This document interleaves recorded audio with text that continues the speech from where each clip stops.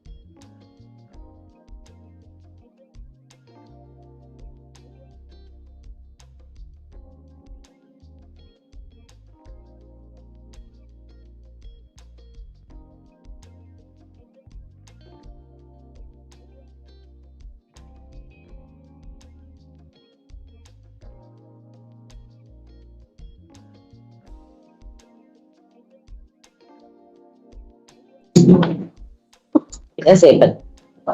Morning. Good morning. Morning. We are starting now our meeting today. Special greetings to the Executive Mayor, to the Deputy Mayor, to all NACO members, to MP Chairperson, to all councillors present, acting MM, with your officials. I greet you. Item number 2, it is the attendance register. I believe it is circulating.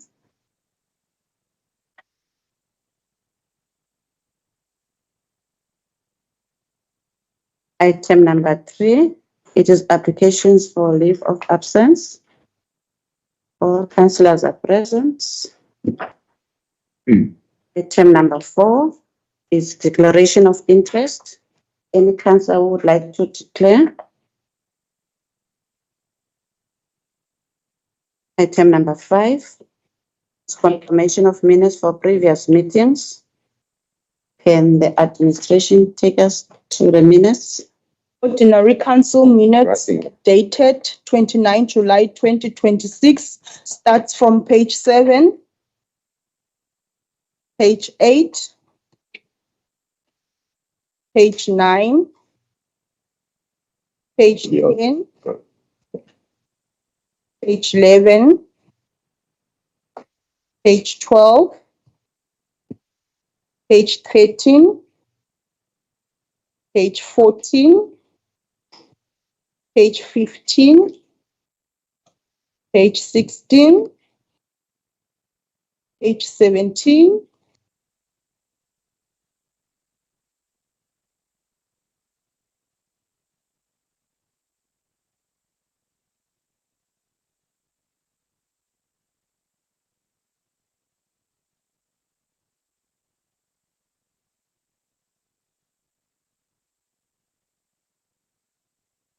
or 25 and 26. That concludes our first set of minutes.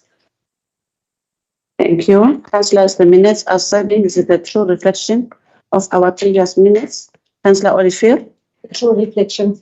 That's it. On Bill? Second, Madam Speaker. Next set of minutes. Our second set of minutes, it's special council meeting dated 11 August from page 27,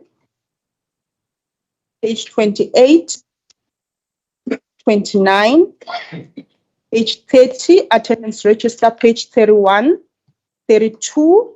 That concludes our second set of minutes. Minutes are serving. Councillor Ompia? I propose that the minutes are correct and read into the record. Councillor Olivier? Item number 6, it is statements and communications by the Executive Mayor and the Speaker. From my side, Executive Mayor, none. Thank you, Speaker. Speaker, I would just like to say that on behalf of the municipality, we express our deepest and sincere condolences to the family, friends, and colleagues of Dr. Viljoen and Mr. Steenkamp following the tragic incident or accident involving the municipal waste collection truck on Friday, the 14th of August 2026.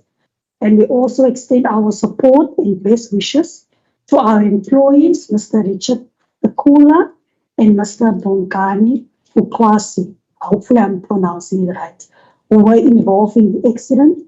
And we wish Mr. Akula a full and speedy recovery during the 6-month period of medical leave and assuring of our continued support. And we are also grateful to welcome Mr. Ukwasi back to work this week and are pleased that he has resumed his duties. Speaker, we are pleased to inform Council that all insurance-related matters have been attended to, and we will continue to cooperate fully with the relevant authorities as the investigation proceeds. As part of the ongoing investigation, the municipality's hook-lift truck remains in Oudtshoorn. And we are also encouraged for the support and help of NICE municipality, as well as all other stakeholders that has assisted us to mitigate the risk of the accident. We truly appreciate it. Speaker, I think we have also released a statement on our municipality's website regarding the incident that happened in Neisner. We welcome the arrest of some of the suspects, and we continue to hope that justice will prevail, and also condolences to the family of those that has been affected. Thank you, Speaker. Thank you, Executive Mayor. Just to mention under the Speaker that the extension of acting municipal manager, Mr. F.R.J. Williams, was granted by the Minister. So he will be concurred to the period for Mr. F.R.J. Williams to act as municipal manager with effect from 13 August 2026 until 12 November 2026. Yeah. What is this? It's a new knowledge. Communication. Mr. Speaker, confirming the concurrence of the MEC. Never happened first time, but it's fast. Item number 7 is presentations. It's first time. This means fine. Councillors, item number 7 is presentations. We have none. Item number 8 is items for informations to be tabled at ordinary council meeting of October 2026. Item number 9 is noting of outstanding implemented council resolutions to be tabled at the ordinary council meeting of October 2026. Item number 10 is consideration of reports. Can the administration please take us through the reports? Section, and it's item C/1/420/08/26, Integrated Development IDP 2026-2027 budget and PMS time schedule from page 37.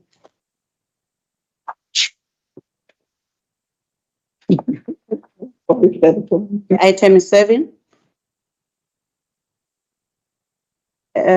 Deputy Mayor. Thank you, Madam Speaker. I would love her to take us through to the items that we went through with, that we need to take note of as this council and the events that will go before we go to the recommendations. MM. Thank you, Speaker. Good morning once again to the councillors. I will proceed to page 46. Where we start with the plan, and I will also forward, Speaker, through you, Mr. Henge, if we can add anything. But this is a statutory plan, IDP budget process plan, with one difference this year, the 2026-27 financial year, is that the first part relates to the current council, and then after the 4th of November, after the constitution of council, it will then be the responsibility of the incoming council. So the activities is listed here. And if we refer to the August part, the budget steering committee meeting that has taken place, the tabling of budget and IDP time schedule, this is today. And then, of course, so it goes on, and we will have a recess item also, so I don't want to speak about something that will still be on the agenda.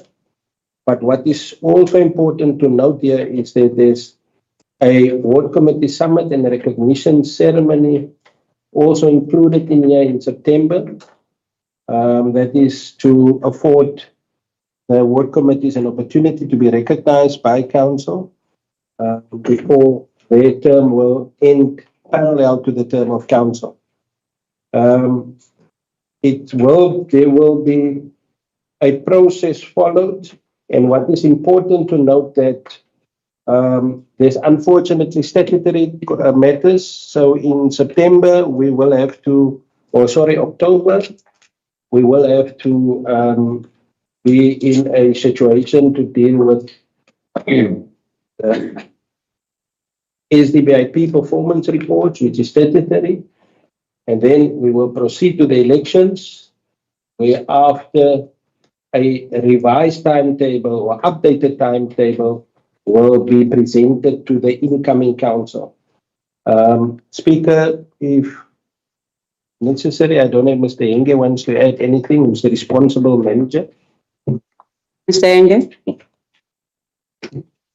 Thank you very much, Chair. I just want to. Okay. I just want to make one correction, MM. This is an annual time schedule. In terms of Section 28, the new council must adopt a process plan for its 5-year term. So what we've added here is that for this process to commence, instead of not having a process, we submitted the time schedule that include all the budget, statutory dates, the performance management dates, and so forth. And then we envisage that in December, before the last council, when the first council meet, we might have a special item to that council to adopt the new process plan. So we won't have public participation as we normally have now in September, October, because of the approaching elections. So we said, instead of having nothing here, let's have this Ward Committee Summit where we recognize the contribution made by the Ward Committee members. And then in January, we will have the public participation with the new council. Then that will be followed by a strategic planning session in February. That will be followed with submission of the draft IDP, and then the budget roadshows in April. I think that is all for now from my side. Thank you. DM? I thank you, Madam Speaker.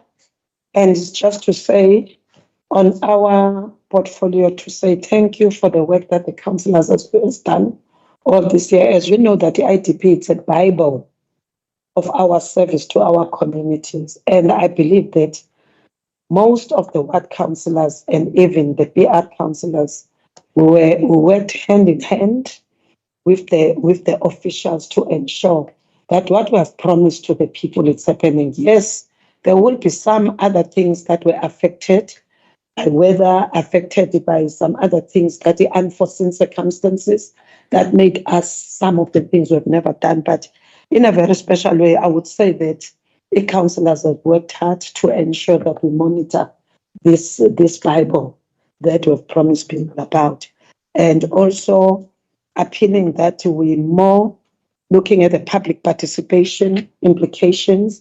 As we know, at some stage, EH said we must strengthen our public participation, and also believing that our strategic implications also, it's some of the things that we adhere to. On that, Madam Speaker, I go with the recommendations that are there, where we're also waiting for an event of a summit, where, Madam Speaker, you will be dealing with the ward committees, and also, what can I say, where you give them the credit of the hard work that we're doing. Because we know that the ward committee members, it's nothing what we will reimburse them with their time that they go to the meetings to ensure that they are speaking and they are monitoring the things that we've promised the communities. So on that, Madam Speaker, I'm just saying, I'm going with the recommendations of the Executive Mayor and looking forward to the event of that summit that we have promised to the people. And by so saying is to say thank you also to the councillors and you also, Madam Speaker, because the whole thing is under your office. I therefore go with that recommendation. Thank you. Samsana? Speaker and everyone, I see here says Ward Committee Summit and Ward Committee Recognition Ceremony. Is it a summit or is it a recognition ceremony? Mr. Yes. Thank you very much. This is a twofold event. The first session will be dealing with reporting on what has happened, what is outstanding, so that the current ward committees sign out that type of a report, because we'll use that information as a baseline for the new incoming ward committees. But at the very same time, the initial intention was to have a 2-day event where the ward committees, the function itself, the recognition ceremony would have been a black tie event where we'll be giving out the certificates to the ward committee members. But it was advised that we hold both events on the same day. So the first part of the event would be the summit, where we'll be discussing the development of the wards and the outstanding issues, followed by a certificate ceremony. Samsana? Yeah, Speaker, I've been a ward councillor now. I think it's my last, it's the 5th year now. And in all these years, we've been signing, what do you call that, Mr. Mchamba, that thing? What operational plans? What operational plan? That was never implemented. I was signing it because we were always told that if we don't sign it, then the province is not going to give us the fund, which is too bad. Because to me, we've lied to people.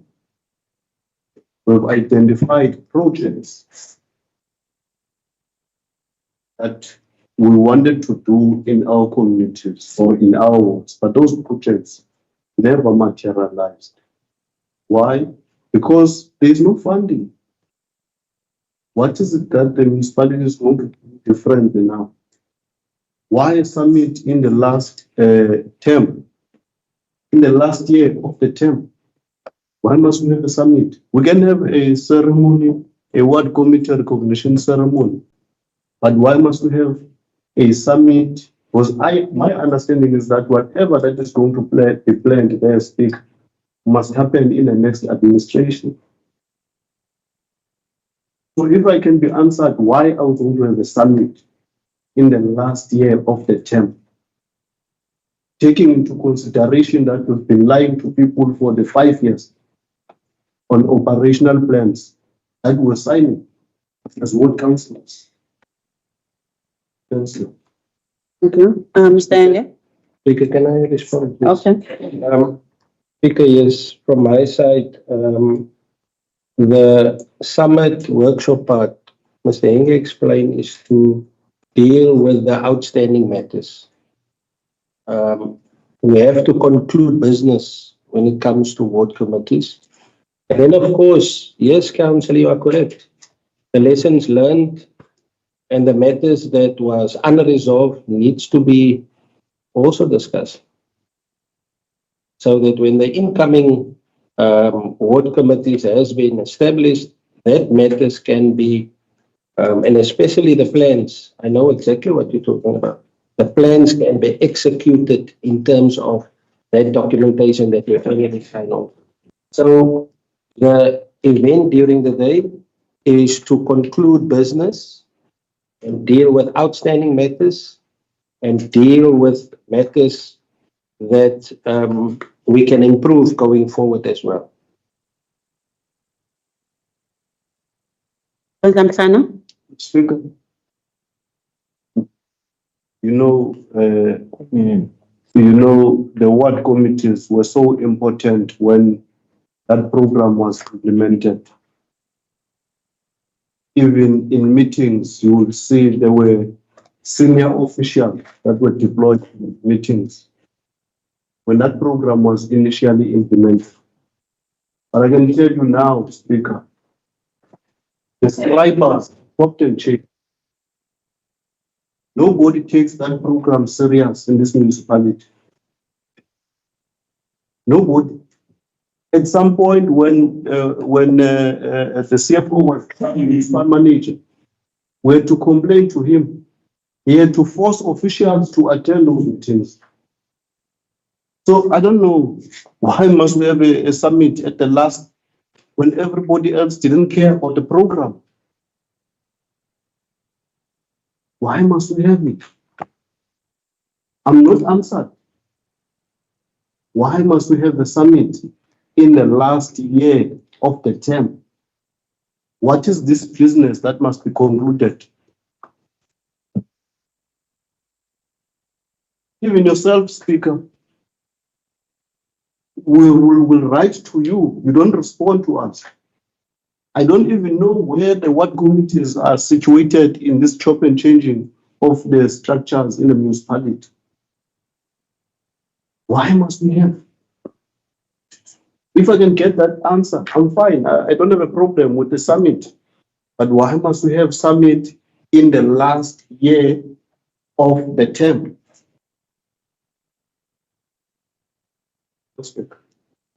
Councillor Mhlana. Councillor Kabai. Thanks, Speaker. One question from me. I'm hearing what is being said here. My only question is, what are the financial implications in all of this? They are not there. We talk about organizing people into one space and the summit recognition. You should give us the financial implications. What are the financial implications?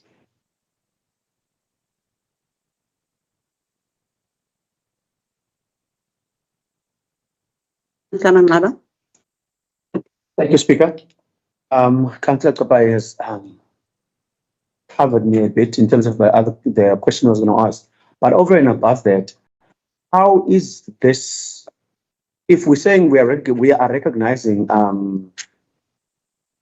ward committees, how is it that the ward councillors who are supposedly joined by the HIP to the committees are actually not included in this process? Because I would think if you want to acknowledge anyone I work with, you'd want my sign off in terms of who's been there, who's been performing, or are we just doing it for the sake of doing it? Are we doing it because we got to somewhat squander this budget before the end of the term? What is this? I'm trying to understand the logic behind it, because perhaps I'm left out of it. Because you can never acknowledge any of my team without getting me involved. Because I am the one who actually works with them.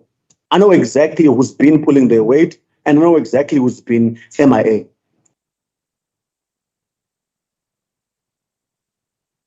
Mr. Enge, 2 questions.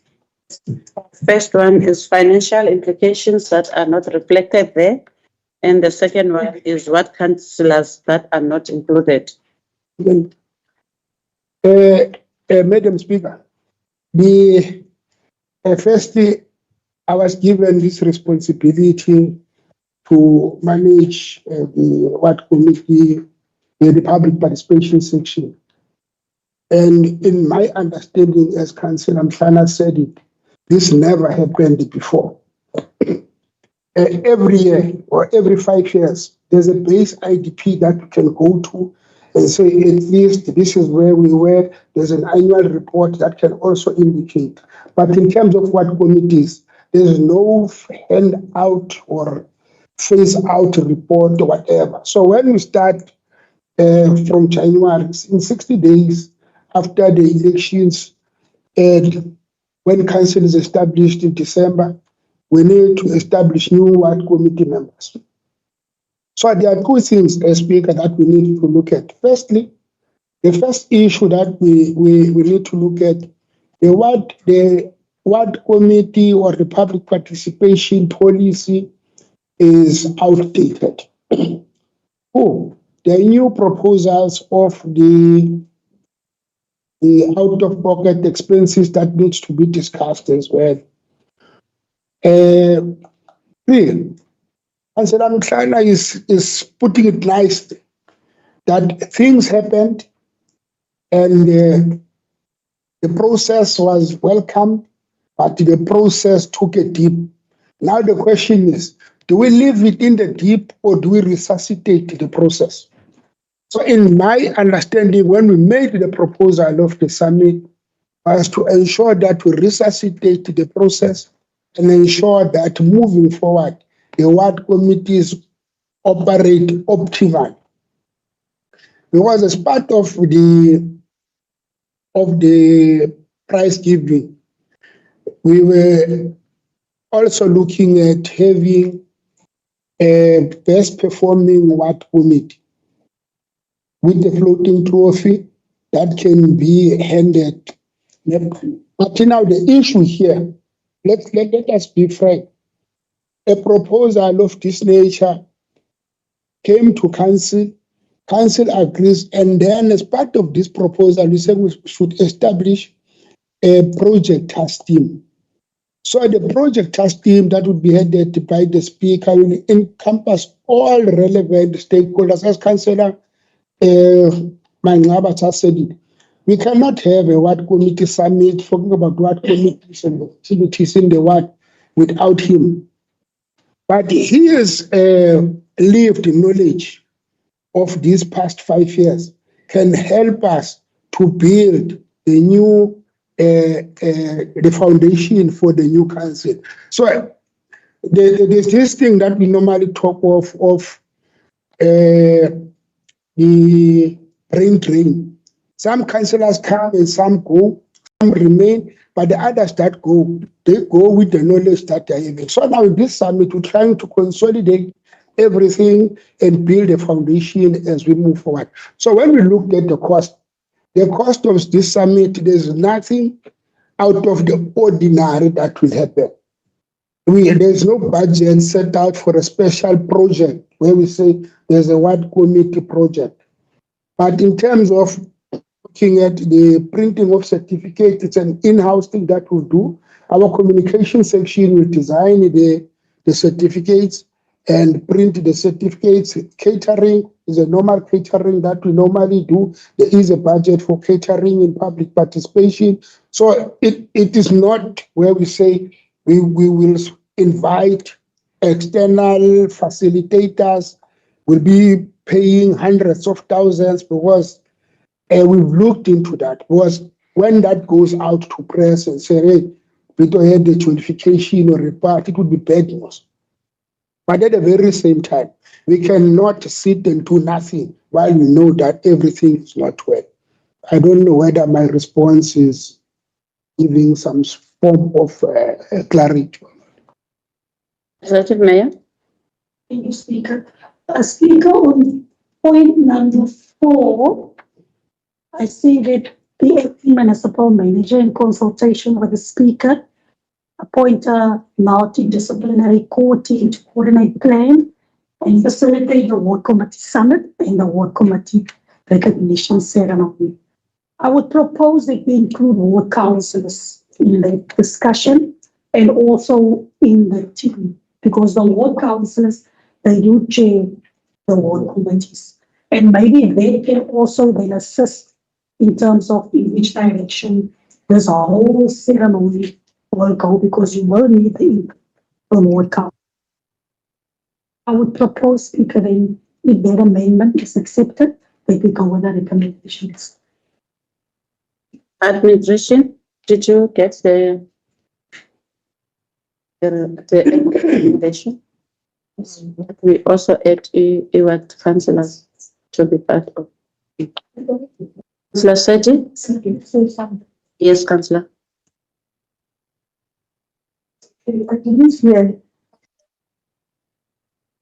I think Councillor asked about the financial implication of this vote. I didn't hear anyone says there will be, because anyway, I understand that there will be budgets. But the question now that the reality is that the ward committee had critical needs for the past 5 years that were completely ignored. Yet now public funds are being spent on expensive summits. If only they will be the budget. I'm saying this because the ward committees are the people that are working in hand with us. They will always tell us that, councillor, we need boots, safety boots. They don't have to attend the things like disaster, like fires. They don't have. They, in June, in those seasons like winter, they will ask us that we need at least jackets and beanie and all that. They will not. But now I'm surprised that now we'll spend money on this summit as if we care enough about them. Councillor Seti, Councillor Olivier? Support the mayor's recommendation that we adopt the budget and performance management system timetable. Thank you, Speaker. Thank you. Can the administration read for us the added? Actually, the second. Well, there's more than ward committees. It was actually recommended by the GM and supported by the mayor with an amendment in recommendation for. Shut it well what the mayor has recommended. Can you read for us? Eight vote in the recommendation have the count. Samsana? Samsana? I think it's okay. Not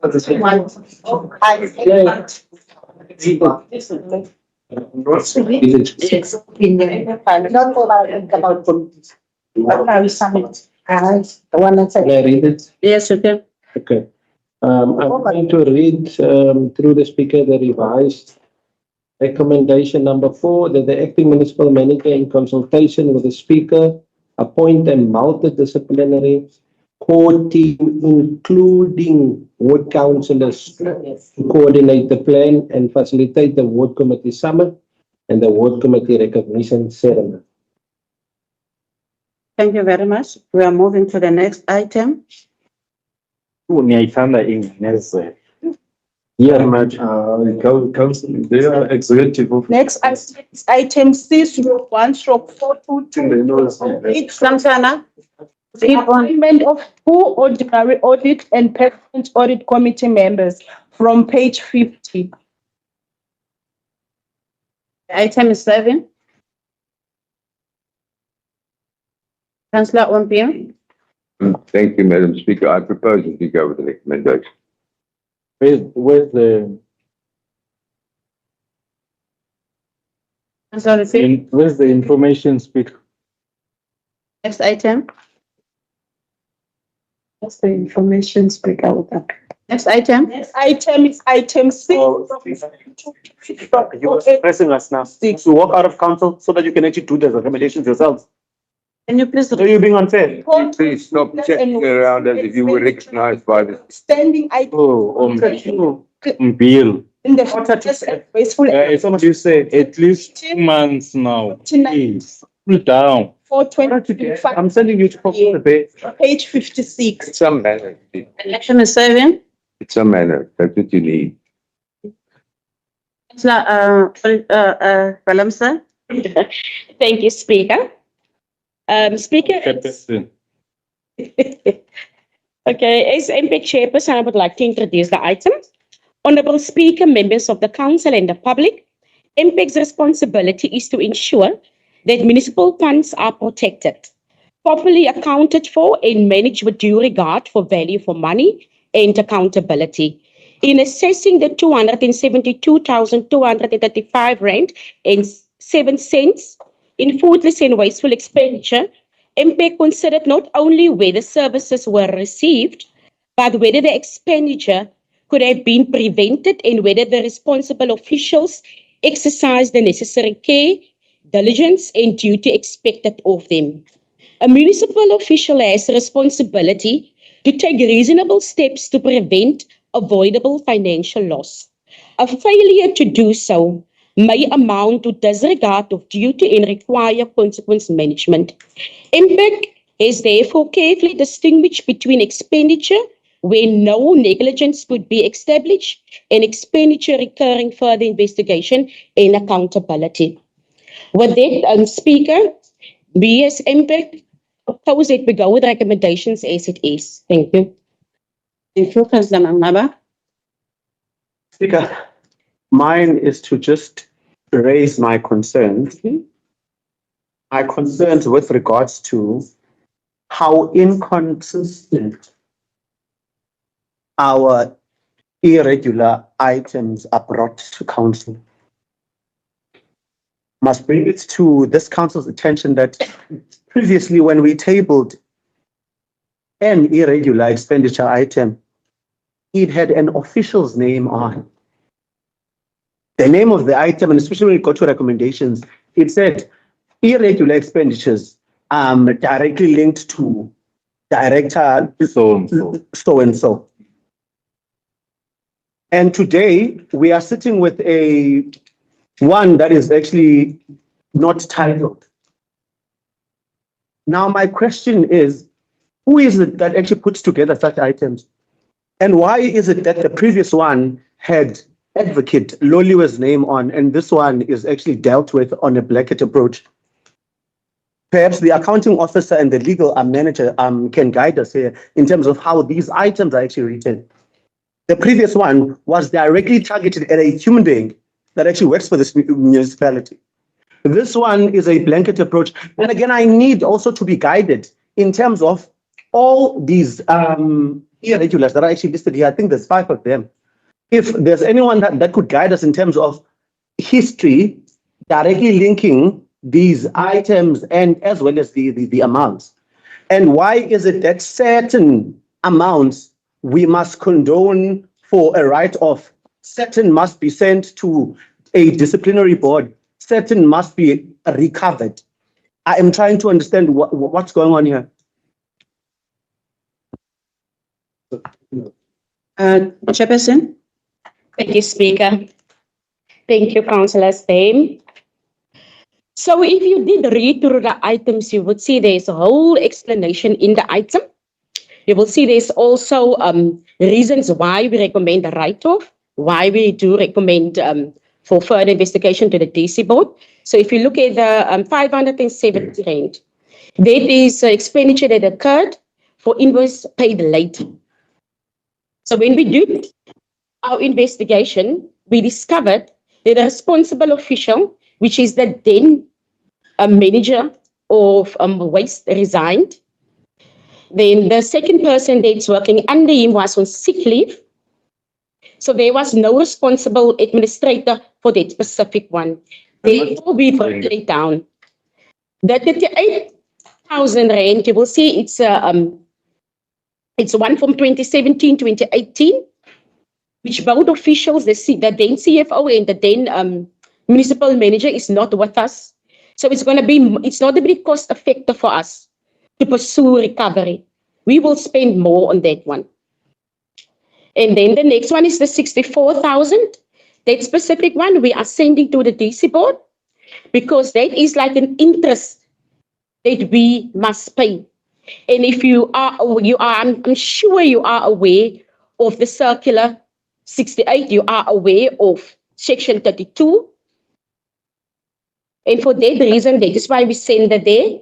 And I also would like to remind this council, it's very strange that whenever it's a certain person, it always resolves around the person. We're not here to attack any person. We are here to determine between the transactions as it is, if it's wasteful, fruitless, or irregular.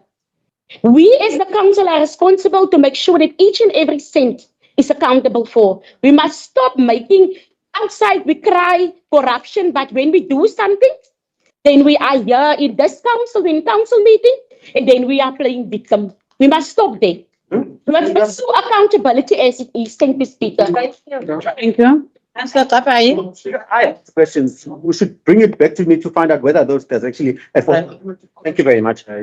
Speaker, perhaps I should reiterate. First question was, what's the criteria of writing such items? Because I am seeing the discrepancy that the previous one was directly linked to a certain official, and this one is dealt with in a blanket approach. That's question one. Question two, Speaker. Each one of these recommendations in terms of write-offs, there's One, it says we must write off. The other one says it must be referred to DC and. And I must remind you that the item in itself has just attachment of invoices. That's why I needed an accounting officer, whoever else was writing this, to take it through. Because now there's an inherent assumption that I must know which one falls under which should be a problem, because now responses I'm getting, they're coming from a privileged point of view. I do not have privilege of access to such information. That's why I'm asking. But over and above that, perhaps, Speaker, we should guide the chair to decenter herself when it comes to these items. They are not from her cupboard. I don't expect her to baby them. At the end of the day, if we are here playing an oversight role, all this information must be granted to us, and we need to be allowed a chance to ask questions without having to be jumped on as though we are playing victims or we are protecting certain bodies. People must learn to decenter themselves from items that are brought to council, so that it doesn't feel as though it's an attack from one to the next. And over and above that, Speaker, standard of council, we address you and not each other. Because I can easily say you, and we fight from there. And that's not the intention. The question still stands. Can the Councillor Belensi draw casting aspersions by saying that people are doing corruption outside and come inside and victims? Can she withdraw on that one? Or should not investigate? Mr. Tabai, Speaker, I'm listening to you, Councillor Mzan. Councillor Tabai. can you rule on that one, Speaker? Speaker? No, what Can you rule on what I've raised? I hear you. No, but can you rule on it? Mr. Tabai, Speaker, can you rule on what I've raised? will rule. But I'm giving Councillor Tabai. Corrupt people here. Councillor Tabai. Thanks, Speaker. Speaker, you see, the way this council is degraded, it makes communities to wonder, what are we really doing in these chambers?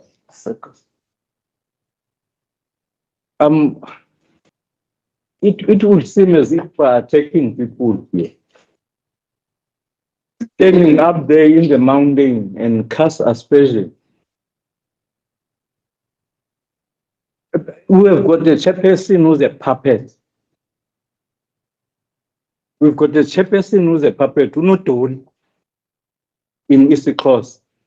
Because if we can engage her, we'll engage her in terms of mentioning names in those recommendations or in that particular item as a whole.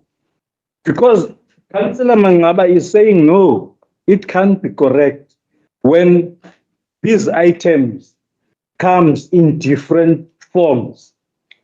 There was a name of an official previously. There's no name now. And you don't answer that. But why there are no names? You can call, they must be written there.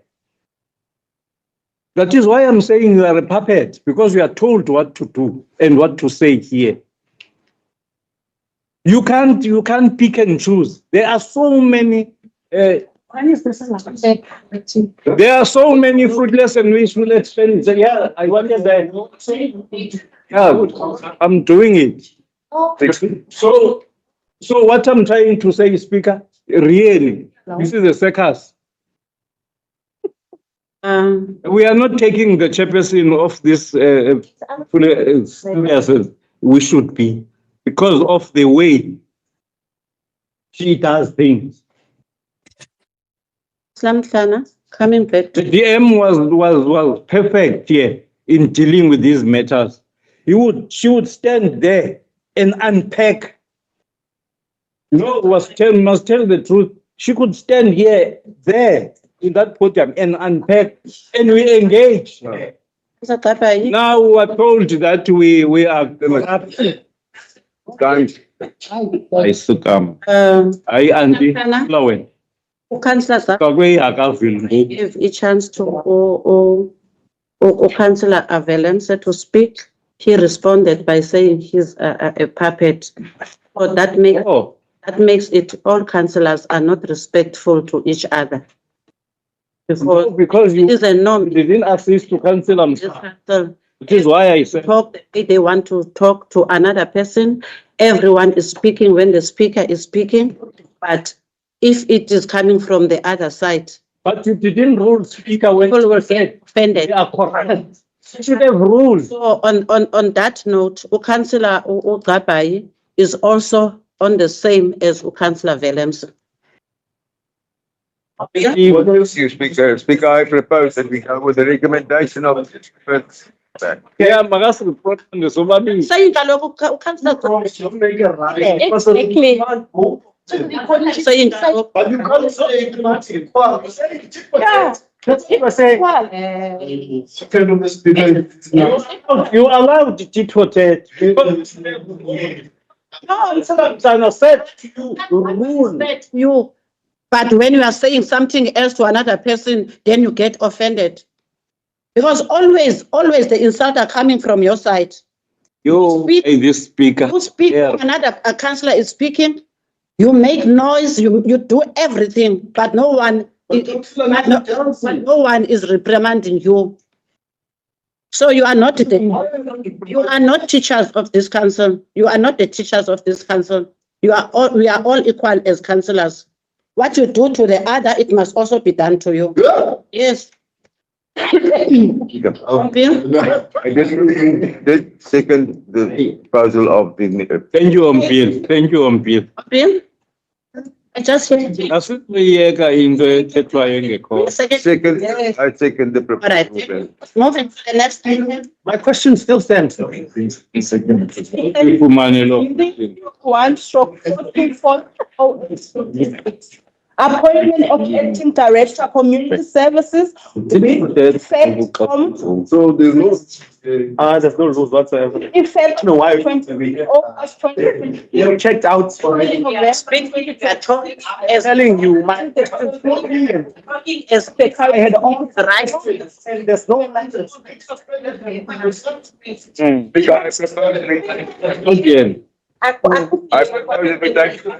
Yeah, no. So let's to a 10 minutes break. Thank you. Myself.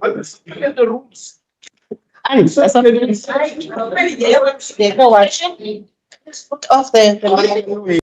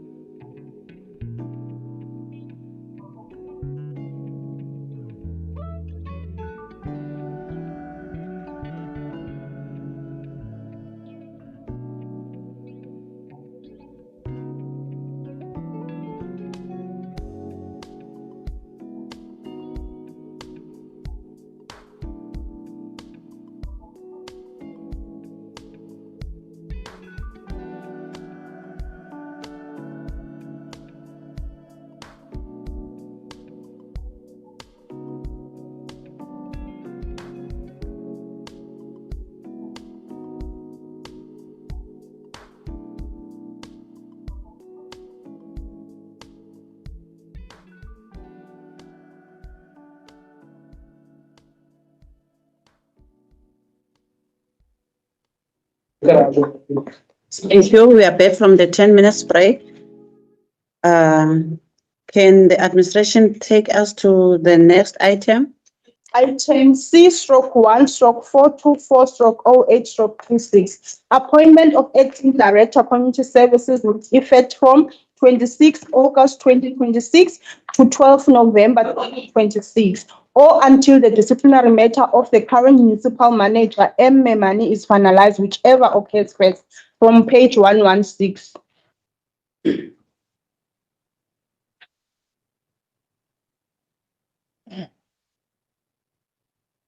The item is serving. DM. Thank you, Madam Speaker. Looking at the situation, that makes us to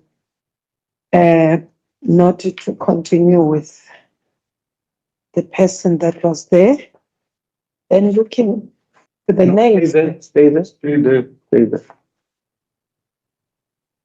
Looking at the person that was suggested and also looked in the whole entirety of the institution, other people that can also qualify when we led together, because people were consulted and the schedule as it's placed in front of us. Then we felt that other people, we hear that they were, saying that they are not willing. So out of the whole schedule at page 118, that is assisting to the one at 117, with all the profile of the people, then I therefore nominate or suggest or recommend Mr. Ngozi Enge to be the one in that commendation that can do to act for us for 3 months. Madam the Speaker, I request that Mr. Enge just be excused while this matter is Not here. he left. I will second that. Next item. Speaker, just the correction on the item itself. There's a from 0126. Let's just remove the 01. Okay. Okay. Next item, it's item C/1/424/08/26. Correction of Council Resolution C/1/407/06/26. Mayoral Easter Tournament direct payment to participating sporting clubs, from page 124.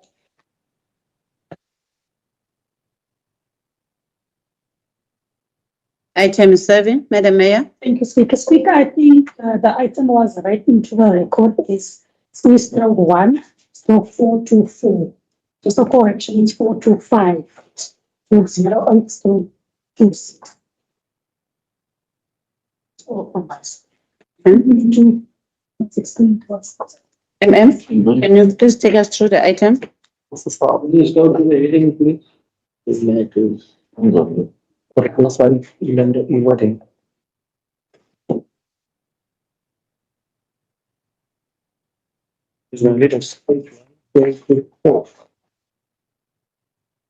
Thank you, Speaker. We had this item before council in June, the special meeting, 17th of June.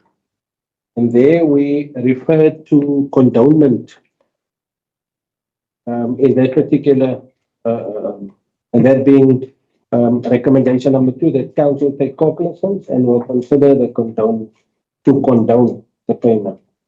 That has been discussed with me by the CFO, and we looked at all the reporting, and they are busy with the annual financial statements, and it should have been revised to where's the other one now?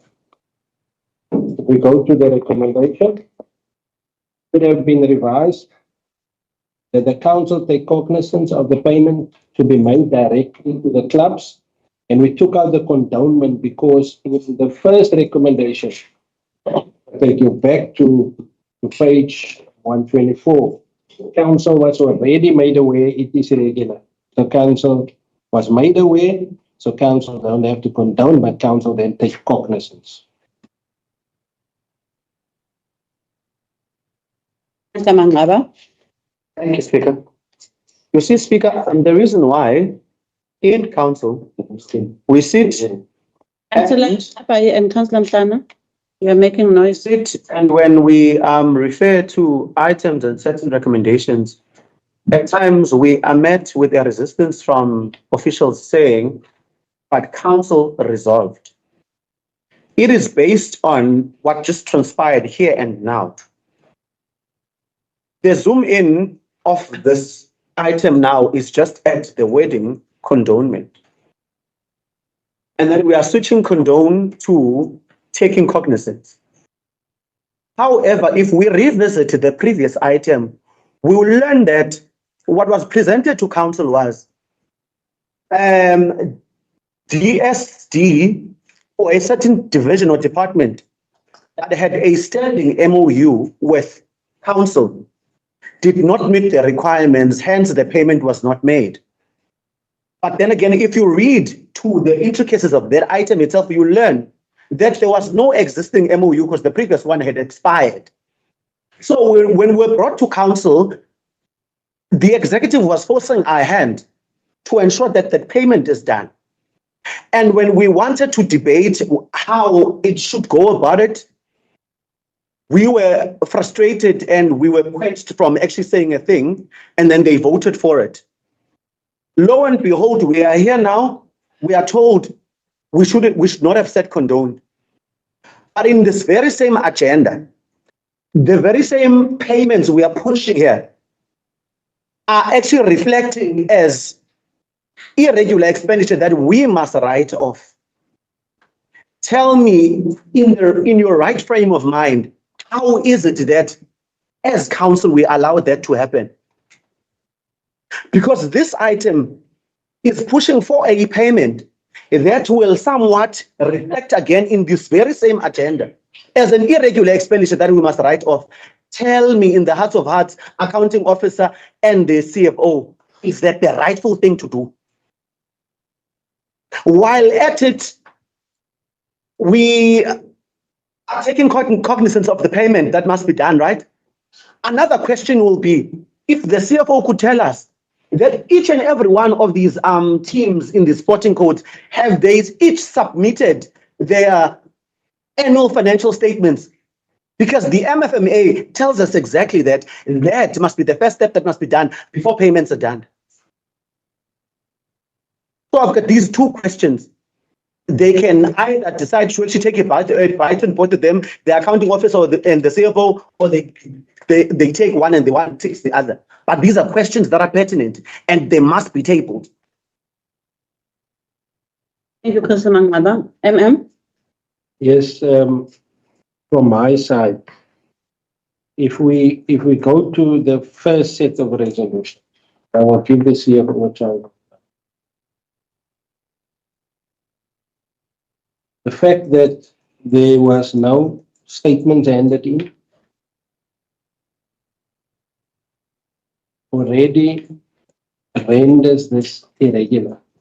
That is why the recommendation that I wrote, the first recommendation, that council notes the report and that the expenditure to be incurred at the time there was no payment made will be irregular because of certain aspects that was not satisfied in terms of legislation. And there you refer to section 67, refer to statements, financial statements.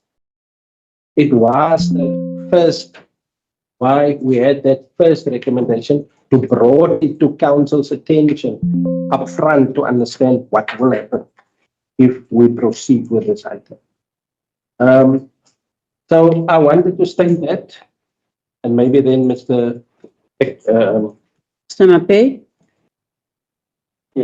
Thanks and greetings, Speaker, the deputy, and all the other councillors and administration. In trying to answer Councillor Manaba, these sporting codes did not submit financial statements. In terms of section 67 of the NFMA, if we had a organization which was called MSDF, which we had a relationship with, And in terms of that, they were supposed to submit the audited annual financial statements. We had numerous engagements with them, and to an extent that they promised to submit the annual financial statements by the 31st of May, and we followed up, but we could see that these financial statements will not be submitted, and that will then be contravention with Section 67 of the NFMA and Circular 181. We therefore now brought the item to council to inform council about the matter, the challenge that we are having with regards to compliance with Section 67 with that organization.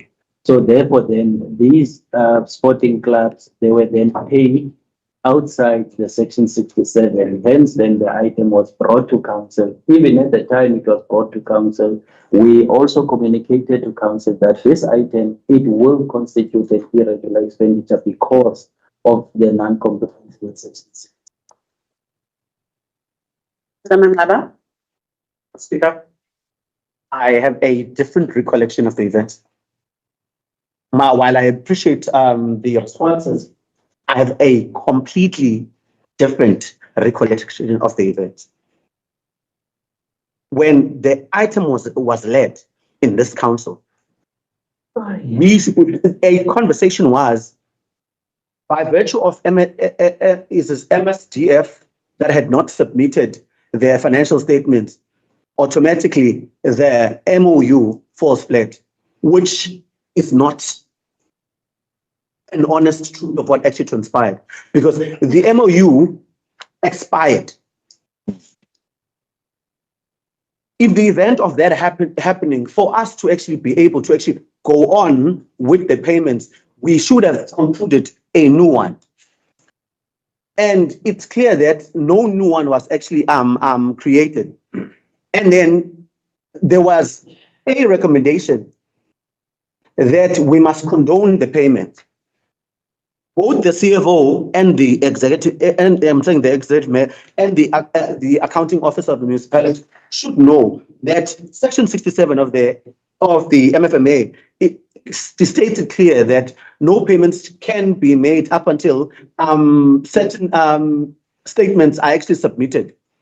Now, if payments were done, knowing exactly that there's actually Section 67 in the MFMA, already we were being pushed to actually incur irregular expenditure. But because now this irregular expenditure, when it's incurred, it will be brought to council as though council resolved, so that no one is actually held to account. Because Section 67 was actually not formed last year or yesterday. We all know why is it that these organizations must actually submit their financial statements to the accounting officer for all of this to be done.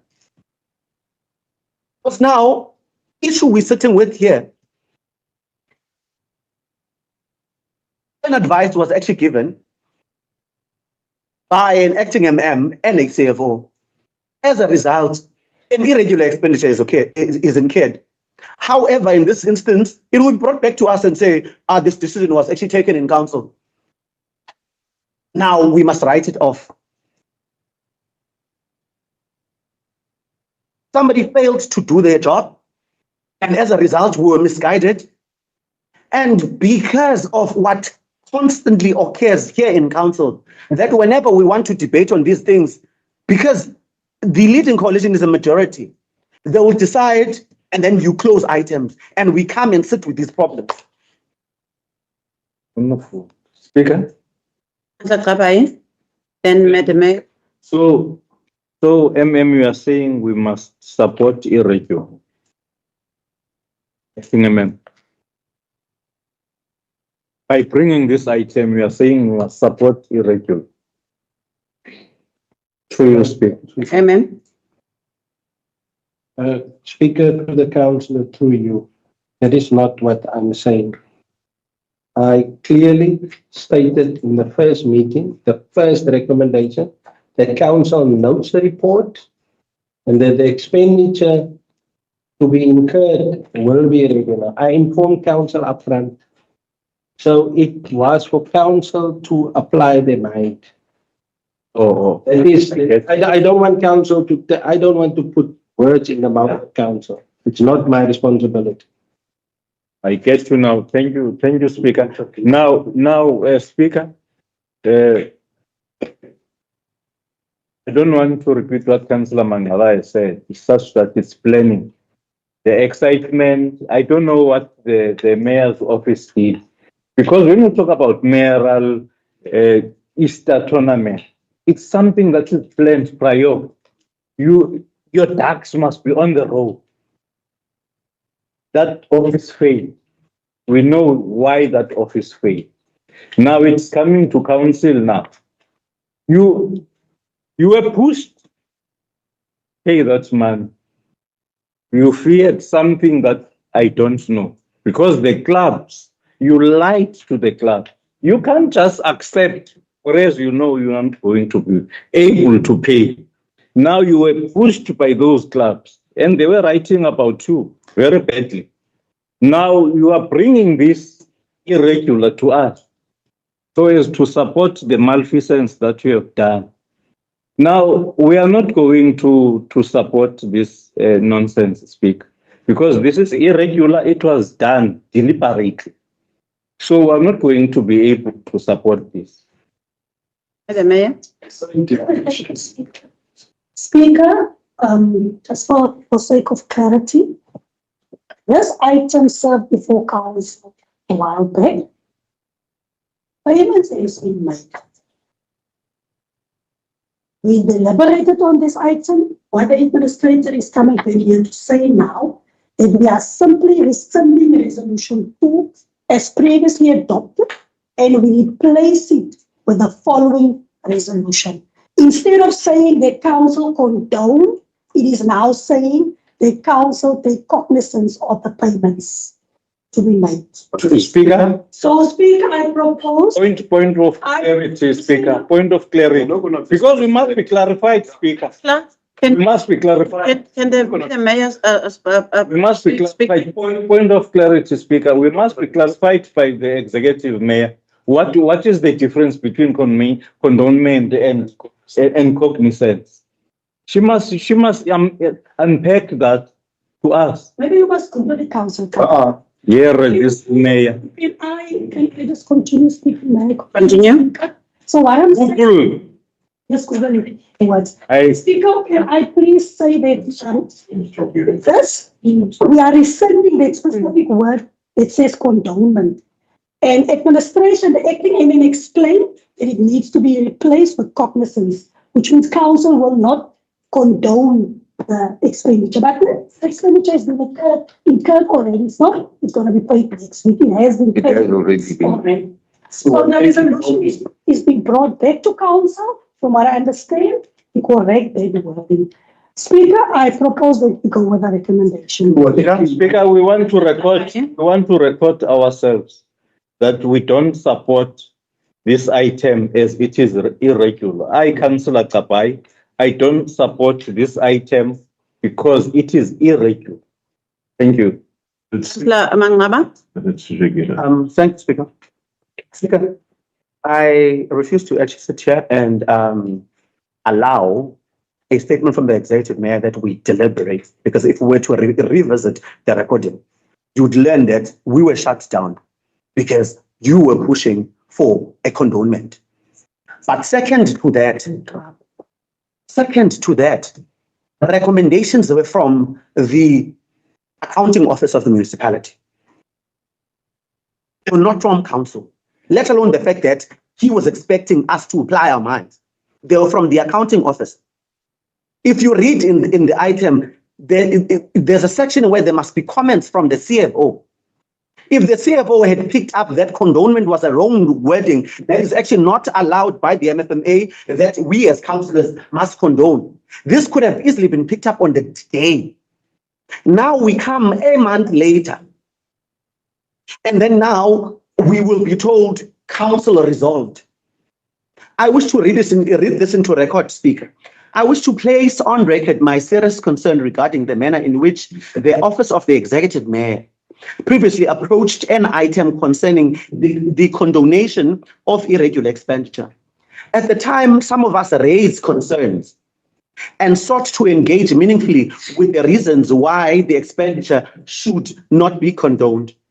those concerns were, in my view, arrogantly dismissed. And there appeared to be no genuine willingness to hear us out or consider an opposing view. And as a result, we are sitting today with an irregular expenditure that could have easily been avoided. What makes the matter particularly concerning today is that we are now confronted with the same expenditure, once again reflected before council as irregular expenditure in this agenda. This time with a recommendation that it should be written off. This raises a serious question that council cannot ignore.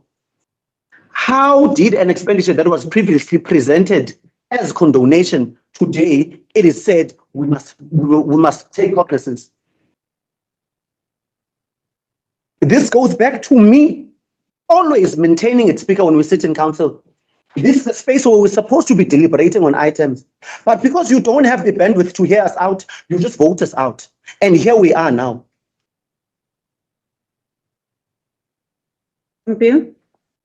Madam Speaker, I didn't have my hand up, but while you're asking me, I will say the following.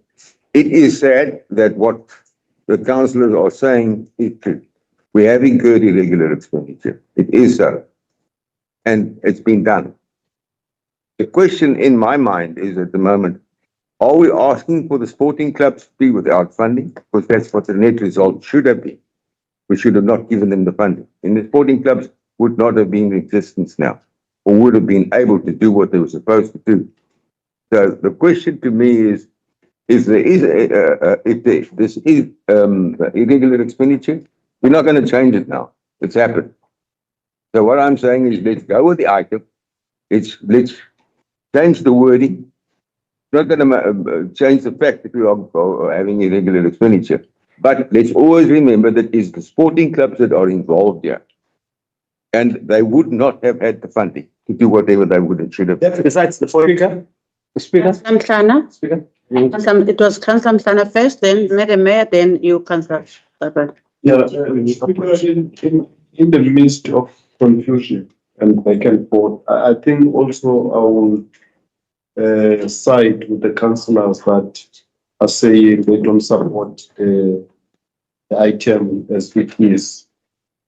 So I also want to record myself, Councillor Mhlana, I don't support this item. Thank you. Madam Mayor. Thank you, Speaker. Speaker, once again, for point of clarity, we were talking here about the section 67, which we know that if organizations receive granting aid, then they need to report that to council in terms of the financial statements. Now we all know that that has never happened when it is in relation to the Sports Council. And that is exactly why we found ourselves in that predicament, where even when some of the statements that were submitted at that time, we could not do a reconciliation of those monies. So what I'm saying is that these payments has been made that time directly to the sports club. In actual fact, we could not renew the MOU with the Sports Council. We had to cancel that MOU precisely for non-compliance. Because if we paid that money over to that Sports Council, it would have been also resulted in non-compliance because they couldn't submit financial statements. And council was briefed at that time about that. Lies. In the meantime, we have gone out to the communities. To the community, they have elected the interim sports council, and the job of the interim sports council is now to go to the communities and to establish a sports council. It's too late. Speaker, I have proposed, I see there's two opposing views, so my proposal is let's go to a vote on this one because it's just the wording that are changed.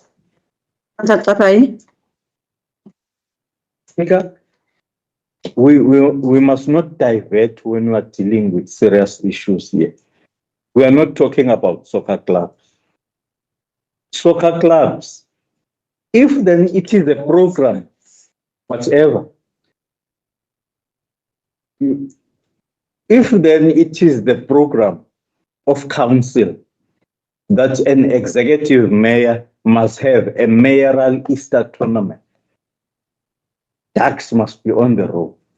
You know what legislation tells us, that when you are going to give an entity money, taxpayers' money, that's what is needed. Financial statements, proper financial statements. We must prepare those things. That is the program. It's the municipality. It's council. It's the office of the executive mayor. If those things have never happened, you cannot put blame to sports clubs. That, look, we were bound to pay them because they are sports clubs. It comes back to us that there was no proper planning. That, guys, we've got a tournament. Are you able to come up with somebody who's got clean books so that we can be able to pay this money? Baqala ngoyo-40 benza commitments. Beyakhaya baplan. So it's those, they are coming home to roost now. And what I can tell you now, Speaker, you see this government of South Africa, even if you think you are in a better position now, they come after you. After years, they come after you. Thank you, Speaker. Thank you. CFO? Thanks, Speaker. I think, Speaker, maybe just to clarify the issue around the condonation in line with the legislation. I think the reason why we are bringing this item is to protect councillors. Yeah. That's not true. Previous because the previous resolution made reference to condonation.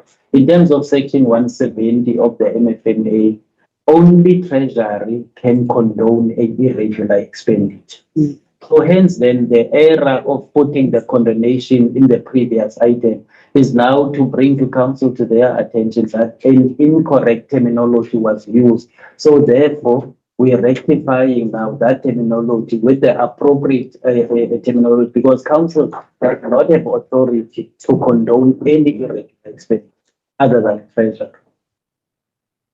Thank you. CFO, Ombia? Thank you, Speaker. Speaker, I want to second the proposal by the mayor so that we can stop the showboating to the public or that side. Let them go and answer to the sporting clubs. They don't get it. You see what he is saying now, Speaker? You are not going to reprimand him. It received Mr. Speaker, you are not going to reprimand. That's not like you're fighting. Speaker, The sporting clubs. umntu ongafuni usibona xa enze isiphoso. I think the executive is missing a learning opportunity here and now. They will never learn. Umntu ongafuni usibona isiphoso, Speaker. Sikule ngcingo sikuyo ngenxa yaloo nto. Umbuzo uzawuthi ngubani kanye obhala i-recommendations? Because abantu basilungisa nge-recommendations namhlanje, yayingabo babebhale i-recommendations. Ayisosho kuyo yonke le nto ndiyabona uba seyigqibekile and thina we are against the item but seyigqibekile le nto. But igqibeke injalo. Umntu ongafuni uzibona xa enze isiphoso. Because kubilwa kusomiwa nje apha into yobana abantu abafuna uvuma into yobana baye basigingqa. Bavumelana nale nto bavumelana ngayo because baphuma bayofota benze ii-commitments nee-teams bengazange babe kanti baplanile. Thank you, Councillor Mangaba. We are moving to the next item. Section 2, first item, it's C/2/377/08/26. First adjustment budget. Adjustment budget of the 2026-2027 from page 129. Item is 7. Madam Mayor? Thank you, Speaker. Speaker, the item before us is the first adjustment budget for the 26-27 financial year, prepared in terms of Section 28 of the Municipal Finance Management Act. The adjustment, importantly, primarily provides for the continuation and completion of capital projects that could not be finalized by the 30th of June 2026. Speaker, I would like to you, finance the council to run, please. and CFO. We have to see. CFO. Thanks, Speaker. Through you, Speaker, to councillors, this adjustment budget is the first adjustment budget for the 26-27 financial year. Now, this adjustment budget is the one that is called a rollover budget.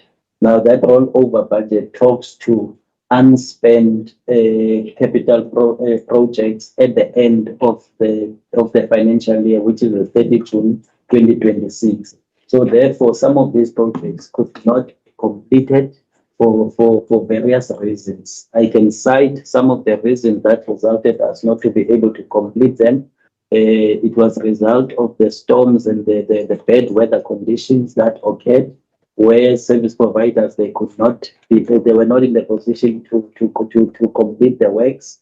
And some of them, there were unrest. If we can make reference to the high school, there was unrest by the SMMEs because they were demanding a rate that is equivalent to the one provided by Sandra, as opposed to the agreement that they had for the contract.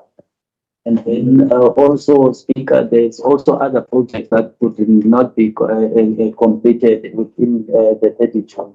Now, this budget then is in line with Section 28 of the MFMA, and as well as the Section Regulation 23 of the MPRR. So therefore, then, Speaker, this adjustment budget, it affected the own funding and it also affected the borrowings. Now, 1.9 was related then to 1.9 million was relating to projects that are funded through our own funding, and then the 12 million, 12.4, it was a project that are funded by the rollovers. Now, if we look at the total amount that we are rolling over from 25-26 financial year to 26-27 financial year, it amounts to about 14 million in total. Now, Speaker, if we look at those projects, they are twofold. It's a single year project, multi-year project. If we're looking at the single year project, it's about 10.3 million. And then if we're looking at the multi-year project, it's about 4 million. Now, these projects, they mainly affecting engineering, community, public safety. And as a result, Speaker, our budget, it actually now increased. It will decrease the 25-26 financial year by 14 million, and it will increase then the 26-27 budget, capital budget from 210. Now it's going to increase to 223 million. And then also, Speaker, with that, it had impact on the CRR, and then it also had impact on the borrowing. The CRR then it increased from 45 million to 47 million. And then also from the borrowing, it increased from 76 million to 88 million. This does not imply, Speaker, that the borrowing of 26-27 will then increase. We have already made the borrowing. So then that borrowing will not, it does not imply that it will increase. Then, Speaker, there's a whole lot of projects that were affected by this particular rollover. I think, as I've mentioned, High Street is one of them for the reasons that I've already alluded to. The reason why we have to roll over High Street. And then also, Speaker, if we're looking at other projects, the upgrading of the New Horizon cul-de-sac, it's also affected through this rollover. And then also the upgrade of the internal reticulation based on the master plan and operational requirements. This also, well, it was also rolled over. Then if we're looking at the projects, the Nature's Valley Reservoir upgrade also affected. And also if we're looking at another project, the upgrade of the reservoir, the upgrade works from a reservoir from 0.6 to 1.2 megaliters. So, Speaker, these are the projects that were affected then by the rollover. Then it takes me now, Speaker, to the recommendations that are encapsulated in this item. Thank you. Thank you, CFO. Madam Mayor. Well, thank you, Speaker. Speaker, I think that maybe from the admin side, the council into confidence, especially with the issue in relation to High Street. Because that is also of the interest of the public. MM. Thank you, Speaker. Speaker, the public and of course the councillors saw that there was a lack of construction work for a period at High Street. And the CFO has given some of the reasons. We did site visits and we also called a meeting with the project manager, the acting director, manager supply chain, the CFO to discuss all these challenges that we have with the roads projects.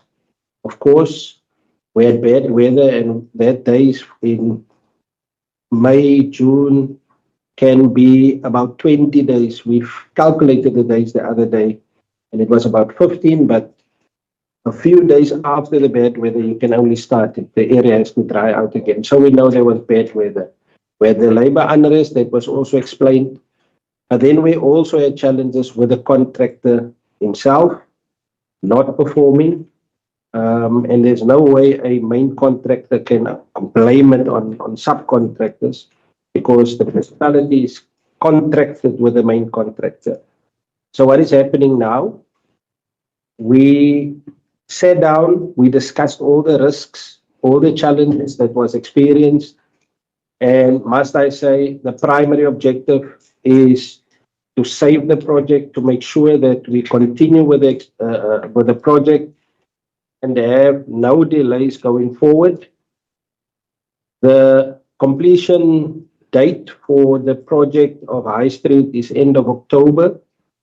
And we got a revised plan compiled between the contractor, the project manager, and the acting director to ensure that we complete the project. That is what we envisage. In order to do that, as somebody put it earlier in a discussion, we need to micromanage the project to make sure that on a weekly basis, we can see there's visible progress. We need to work with the contractor to an extent to ensure that if we look at October, we are on the doorstep of our festive season. This is the tourist town, and it will be a huge risk if that project is not completed. So at this point in time, I can safely say with all the role players involved, that we will be closely working with the project manager and deal with the risks at hand.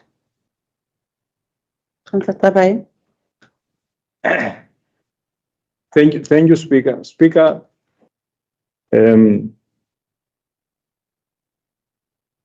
MM, firstly with the mayor,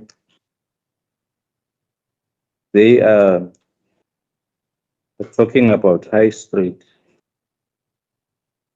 And there's nothing that talks about Sishuba Street.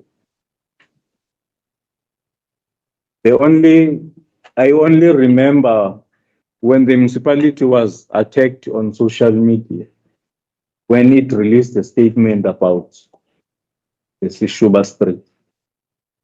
Now you want to appease the affluent areas because you're talking about tourism.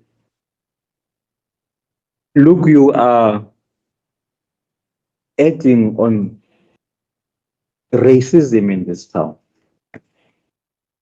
You are acting on that. Because acting MM, you know Sishuba Street. You've driven there. And there's no statement in this council that talks about Sishuba Street, that our people, that project is going to start at a certain day. They must hear you talking about Sishuba Street. But the only thing that you want is to talk about High Street. It clearly shows to other communities that you don't take care. You don't care about the Relevance, Madam Speaker. Relevance. You see, You see, the white man Again, I, gets irritated when we talk about streets in KwaZulu. starting again with bad manners. Talk about you. Bad manners. You see this white man, old man. That black man. Councillor Bettsworth, Manners. No man. You see, apartheid to him is still existing to him. Bettsworth, Thank you. You are enacting apartheid. You. Thank you. Racist Councillor Mhlanga, white old man. you, Nonsense, man. You bad mannered person. That's who you are. yeah, then listen to Councillor Mhlanga. Yeah, Speaker, I know there is going to be a call for amendments, but I think I'm not sure whether this is the last meeting before access. But I am also having a concern, Speaker, with the snail pace of projects that are taking place in our communities. There is a human settlement project that people don't about. That project, I do not know what is happening with that project, Speaker. Last time we were informed that there is no money for electrification, for the relocation of the people, but it's taking very long. I do not know, Speaker. Maybe we need also to have a look on that. And as well on this thing of the cul-de-sac, there is also a cul-de-sac project in Manchester that is also on standstill. Maybe after the approval of this adjustment, it will then continue. But I want to appeal, Speaker, the director in human settlement, that she must make sure that the projects in human settlement, she's hands-on, and that those projects are prioritized, including the electrical section from engineering. But they must also come to the party so that you are able to deliver to the people. So I also want to, I don't know whether this was seconded or what. Proposed. It was proposed by the executive mayor, not seconded yet. Okay, a second. Councillor Swart, Thank you, Speaker. I just wanted to mention that Sishuba Street is also something that I've reported because I have businesses in town raising concerns about the condition of that road because they have to take their workers and collect their workers from that. Myself and Councillor Ulufir had a meeting yesterday with the acting director and the roads manager around High Street and around Sishuba Street. So the roads manager is addressing the issue and is putting a plan forward. So I just wanted to put that there so that Councillor Gaba is at least aware of that. What two councillor and what seven councillor talking about Sishuba Street? thank you. Councillor, This is it's been chaos. and be seconded. Can we now? Chaos. There is the councillor for what 6 and what 5. Can we please move to another? And yet you are busy with the Sishuba Street. Why? Are you okay, guys? Councillors, wanted an You neglect you neglect problem. You are a fugitive in Hakaville. You're a fugitive there. People don't know in Hakaville, you're a fugitive there. They know me because they told me. You're a fugitive in Hakaville. Councillors will take another break. I don't know what is wrong with PTA councillors. They are fugitives in the We will airport. go to another break. I know at work here you can take 2 hours now. Let us take 10 minutes break, councillors. Thank you. Thank you. The amateurs will get proper because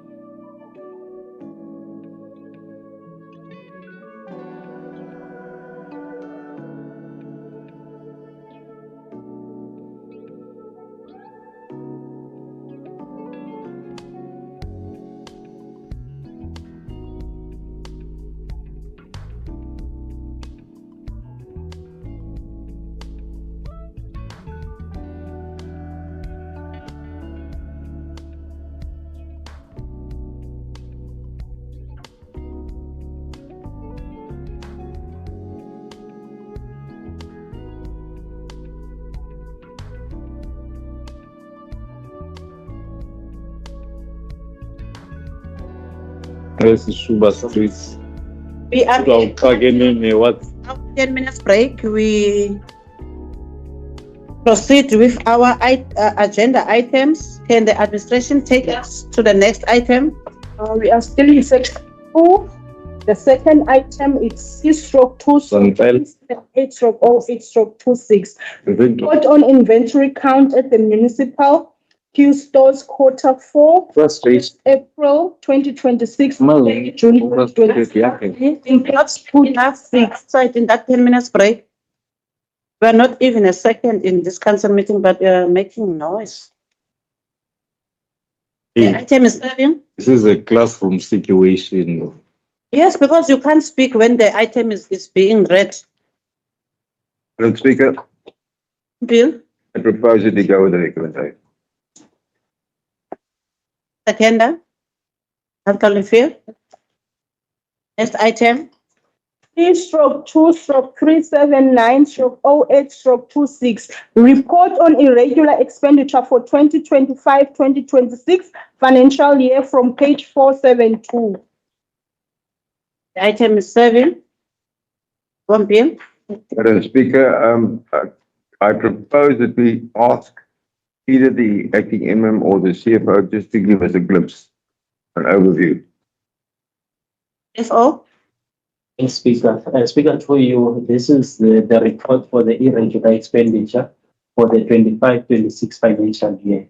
Now, on this report, Speaker, we are reflecting the irregular expenditures that we have had in this financial year. The financial year ended 30 June 2026. Now, with that, Speaker, we incurred 21 million as irregular expenditure for this financial year. Then also, Speaker, we incurred 30 million. That 30 million is relating to the previous year's contracts with the professional engineers that we appointed. If we were to recall, Speaker, in the previous audit, we received an audit finding where it said, in terms of our allocation of the panel, we are not allocating in line with the awards, with the BAC recommendation. So therefore, then it denotes that all the expenditures that we have incurred, they constitute irregular expenditure. And then also, Speaker, we also include irregular expenditure relating to the sporting clubs, which we discussed recently, or amounting to that 250,000 for the Easter tournament. And then also, Speaker, the training program, we continue paying the training program outside a valid contract. So therefore, then any expenditure that was incurred subsequent to the expiry of that contract, it then constitutes irregular expenditure. I think, Speaker, the recommendations are also encapsulated in the item. Thanks, Speaker. Thank you, Speaker. Thank you to the CFO for giving us the highlights or the lowlights and such. I propose that we go with the recommendation. Yeah. Thank you, Madam Speaker. In page 473, you'll find that there's an Auditor General of South Africa identify an irregular expenditure in the 24-25 financial year amounting to 1.7 something relating to banking service fees from the Standard Bank of South Africa. What caught my eyes is that although the procurement was approved by the Accounting Office in terms of SAM regulations, as a minor breach of the procurement process of the previous PENISA, the minor breach was due to the tender advertisement days that were slightly adjusted from 60 days to 56 days. For me, I feel those kind of things, we need to work on them. I'm just bringing this because that all the time, whenever there's a thing about banking, we always get this kind of irregulars. It's either it was not changed in due time, a certain bank that was awarded a tender, or the certain thing that is there. Now, I believe that by now, we're supposed to know in 5 years' time, we're changing the banking. And we're supposed to prepare for those things. For us to have 1.7 million with things that it's more than now, I don't know how many years we are kneeling on these things. So it's something just I want to bring to the attention of saying, can please that directorate that deals with this, avoiding this. And you find that no one is being taken into task with this or taken into disciplinary or whatever, because it comes out, it's something that we end up understanding that it was about finances, the standard, then the changing of the banks. It should not be like that. So I'm just bringing that one, that let's put the emphasis to our section. It's not okay. Thank you. Any seconder? Councillor Valenzo, Second that item, Speaker. moving to the next item. Section 3. Section 3, it's item C/3/403/08/26. Municipal Council recess and delegation to Executive Mayor for the period 22 September 2026 until the constitution of the newly elected Municipal Council, from page 504. Item is 7. Speaker, Councillor Mangaba. I find this item to be a bit disturbing. When we opened this meeting, a commitment was made that the outstanding resolutions will be tabled in October. Now, if we are taking recess from September up until a newly constituted council, where are we holding this meeting?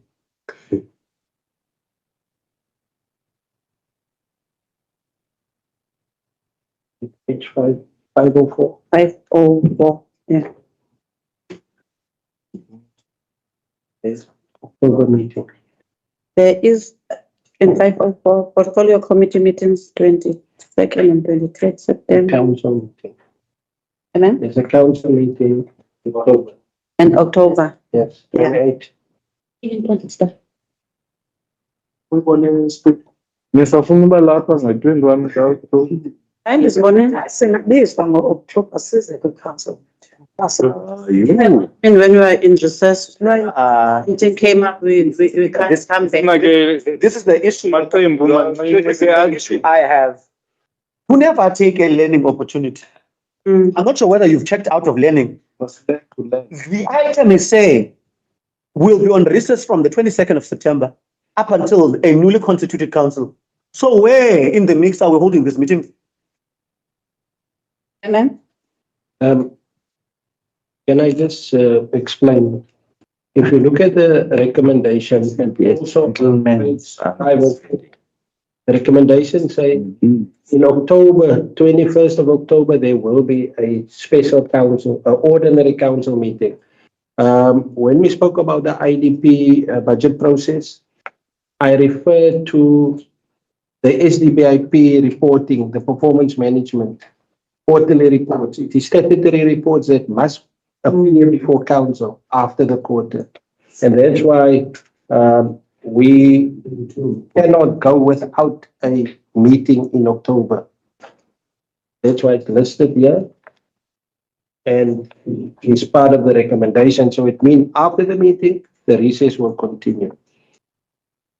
So, Speaker, could I ask kindly, through you, that the accounting officer read me the title of the item and tell me if there isn't any change that must be made there. Ma'am. 22nd of October, September 2026, until constituting the newly elected municipal council. And it is proposed in the body of the report that the remaining meetings to be held before proposed recess are as follows. Then there's an October meeting included in. So what the council is saying, that the heading and the addition of the October meeting is conflict. That is what he's saying. Let me just remind this council that when we read our meetings, I'm saying meetings, when we read minutes, you only see the title of the item and the recommendations. So if you are refusing to make this change based on the fact that one must be right and one must be wrong, we are sitting with the situation.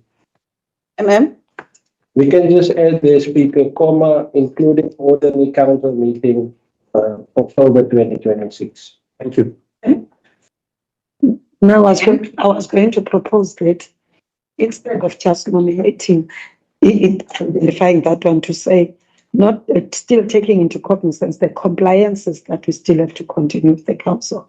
Because as much that we can be in recess, but things that are of compliance, we still have to acknowledge those things. So I was going to say, okay, in that topic, how about to say, as we go to the recess, but still acknowledging the compliances that we still have to continue.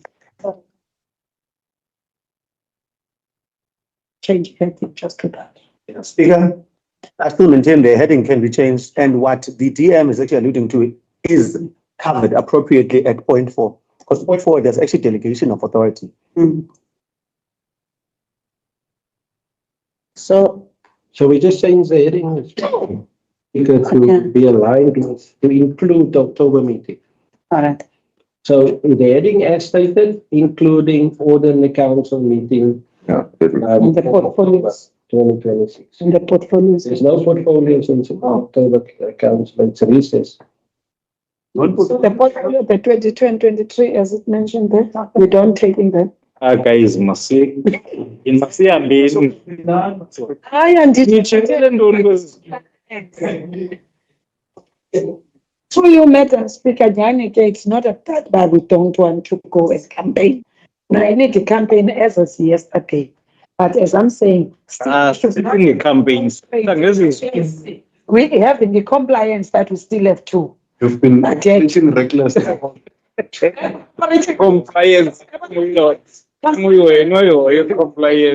Item has been amended. Compliance. We can't. Administration, you captured it most. The amendment. Then it was proposed by, who proposed the item? Councillor Bill. Madam Speaker, I propose that we change we go the item as amended. With the help of the executive. by the acting municipal manager. Councillor Oliver. Second. To the next item. Don't allow them to ask side division. Oh, thing is not loud. I mean. 4/08/26. Capital project implementation and report for period ending 2026 from page 511. Item 7. From Priya. Speaker, I propose the recommendation. Sorry, Priya. Support. Because there are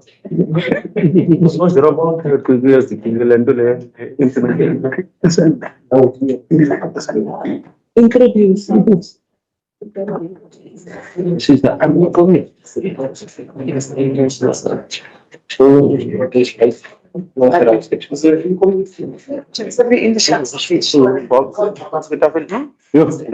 No, but then again, that's what you to say. It's not in there.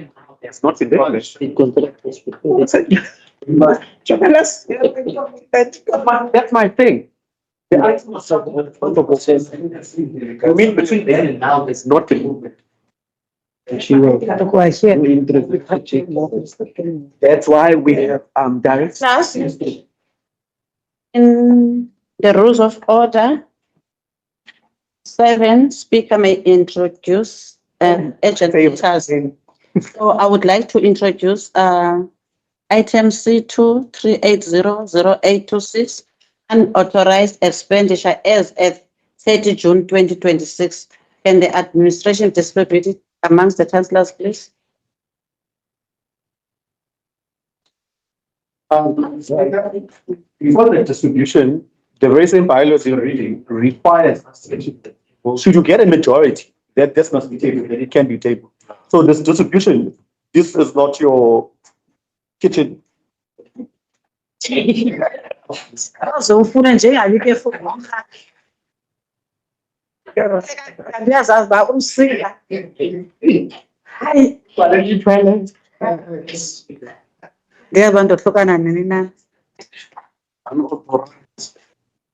Councillors,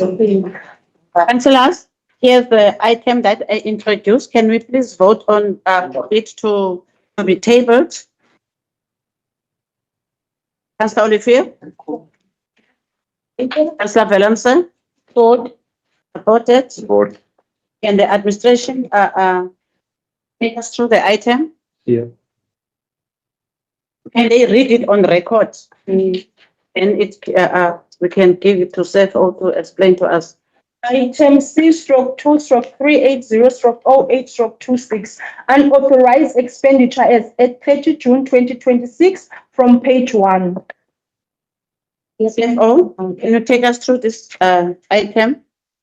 Thanks, Speaker. Speaker, through you, maybe let me first apologize, Speaker, for this item to be handed in council.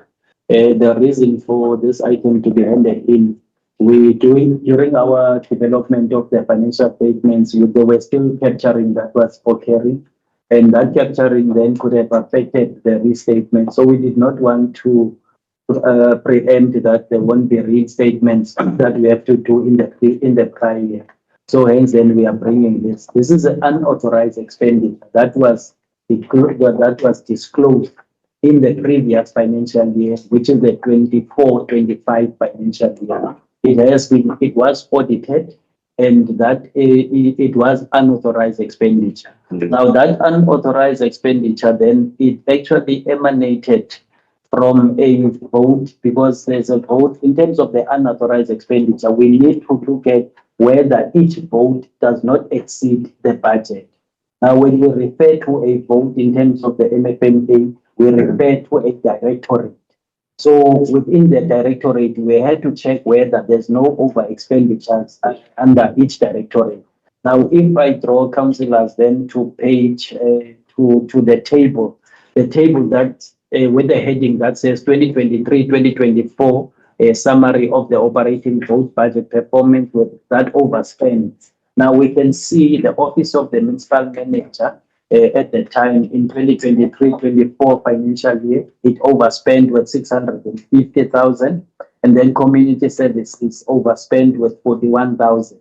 Now it gives total of about 691. Now that it emanated then from the COMEP that was raised by the Office of the Auditor General with regards to that. I mean, that was, and then also in terms of that amount from the Office of the Municipal Manager, it was relating to a back pay that was paid in 24-25 year in relation to the 23-24 financial year, where it was recorded as part of the correction of error transaction in the previous financial year. Now, if we go further, Speaker, in terms of COMEP 20, there was a cut-off issue in terms of the COMEP. Then there was an overstatement then of that resulted to about 41,000 rand, which was then over expenditure in terms of the budget. I can also, Speaker, say that in terms of the 24-25 financial year, now there was over expenditure within the engineering department of about 11 million. That 11 million, Speaker, it's what is called, it's a non-cash item. There's no money that were outflow. It's only a impairment. It's an impairment provision. So I just want to clarify that, Speaker, that there was no transaction, there was no monies that were outflow. It's just an impairment that was then done because normally the impairment, we do them at the end of the financial statements to determine whether there is debt impairment. The debt impairment then will talk to two things. It will talk to the services, and it will also relate to the traffic fines. Because we issue traffic fines, but when we look at the payments of the traffic fines, we find the margin of the payment versus what we have raised. It's very marginal. Maybe you'll find it that the payments that are relating to traffic fines, they constitute about 20% of the total traffic fines that were raised. So this one, then it was also an impairment provision that was made. Unfortunately, then that impairment affected then the engineering Because our impairment, they are in accordance with the various directorates with using certain UPs. So, Speaker, then this was the unauthorized expenditure that was incurred in the previous financial year, which is the 24-25 financial year. So with the 25-26 financial year, Speaker, we're going to disclose it in the financial statements. We're going to come back in the next financial year, Speaker, in the 26-27, where we'll request council then also to consider those unauthorized. Thanks, Speaker. Thank you, CFO. Ompia? Speaker, I didn't raise my hand, but while I'm got the opportunity through you, speak, can I just ask the CFO, what is your recommendation, CFO? The recommendation is for council to vote to note the unauthorized expenditure, and then the other recommendation is for council to note that those were non-cash items, and then the third recommendation, because it's a UIFW expenditure, then we also recommend that council follow section 32 of the MFMA, which makes then reference to refer it to MPEG for investigation. And also MPEG then will do a recommendation to council. Yeah. Thank you, Madam Speaker. I propose that we go with that recommendation. Executive Mayor? Thank you, Speaker. Speaker, I think recommendation number 3 should be more clear in terms of the stability fund impact. Okay, thanks, Speaker. We will administration just to, because section 32 relates to refer to MPEG for investigation.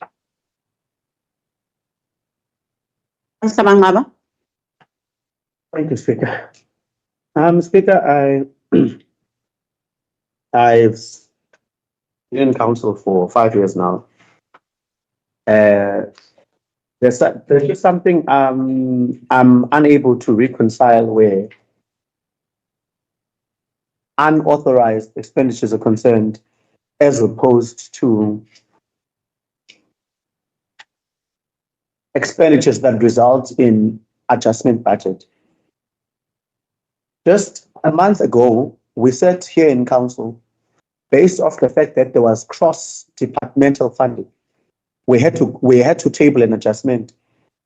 Who determines now when do we table an adjustment and when do we actually regard such an expenditure as unauthorized?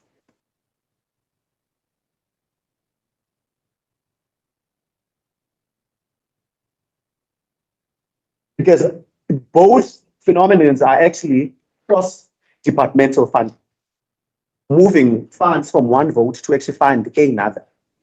Just a previous month, we sat in council and we condoned that as an adjustment, whereas we all know it was unauthorized.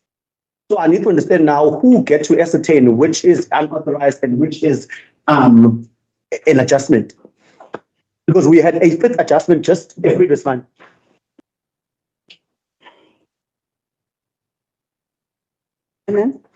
Yeah, yes, I need to.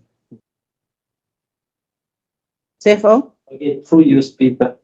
Speaker, maybe let me also clarify the two concepts. The unauthorized expenditure, it relates when there's an over expenditure on the original budget or adjusted budget. Now, the adjustment budget that council is referring to, it's where we have assessed whether our budget, our original budget, requires an upwards or downwards adjustment. Now, the recent adjustment budget that we have done is the budget that relates to 26-27 financial year. Now, which is now the first budget that we have just done, which is the rollover budget. If I go back now to the financial year 25-26, yes, Councillor is correct. We did various adjustment budget. We did, in fact, we did even a fourth adjustment budget. If I were to go to the one that is done on the not later than the 28th of February, that is the one when we are determining our mid-year expenditure, so that we can see whether it requires upwards and downwards budget. Now, with that one, correctly so, Speaker, we will identify the items where we are over, where there's a potential that we are going to be over. We have done that exercise. Now, this one comes from when there's an impairment exercise that is done at the end of the financial year. Now, that impairment exercise, as I've made an example, we issue you, Speaker, with a traffic fine. But then when with a traffic fine of 1,000 rand, you pay 200 rand. Then there's a reduction, there's a process that you follow, then it results to a reduction. Then you pay 200 rand. Now you've got an 800 rand that is not paid on your traffic fine. So now we can only determine that at the end of the financial year. So now when we're doing that assessment at the end of the financial year, we discover that out of 100% fines that were issued, only 20% was paid. So therefore, 80% must then be impaired. Okay. Now with that impairment now, it affects different UKs. Now those UKs now, this is the reason why we are sitting with that 11 million, which was then potentially overspent. Hence, I even said when I explained that is a non-cash item. There's no outflow of money. It's just a book entry. In accounting terms, a book entry that has been done to cover that portion of that over expenditure. Yes, sir. Has anybody seconded? It has been proposed by Ompira and seconded by the Executive Mayor. Moving to the next directorate.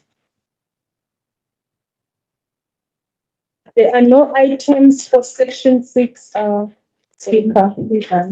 Thank you. We are done with the reports. We are going back to the main agenda. Item number 11 is urgent matters submitted by the municipal manager. None received. Item number 12 is consideration of notices of motions. None received. Item number 13 is consideration of notice of questions. None received.